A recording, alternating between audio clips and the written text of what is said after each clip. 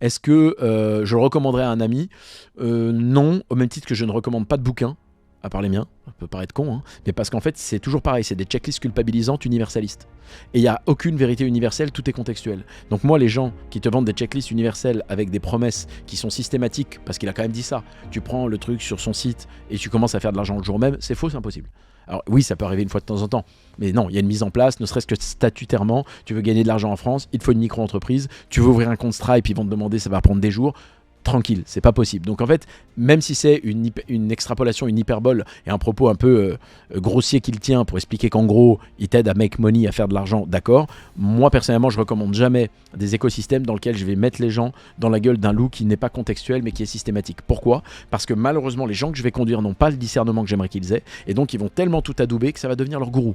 Et le problème de ça, c'est qu'après, ils te vendent n'importe quoi, et c'est le syndrome du joueur de poker. T'as misé un peu, et du coup, ouais, mais je suis allé trop loin, la mise d'après, c'est celle qui va me sortir de la merde.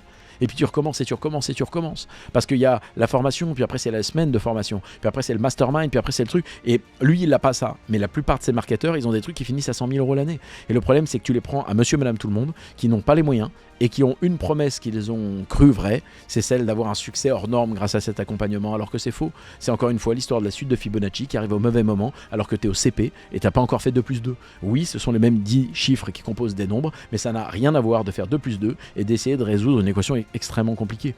Ou de parler de logarithme ou de barycentre. Ça n'a rien à voir. Pourquoi? Parce qu'il faut un niveau de développement, il faut de l'expérience, il faut de la bouteille, il faut de la maturité. Et c'est pour cette raison que moi, personnellement, je ne recommande pas ce genre de profil.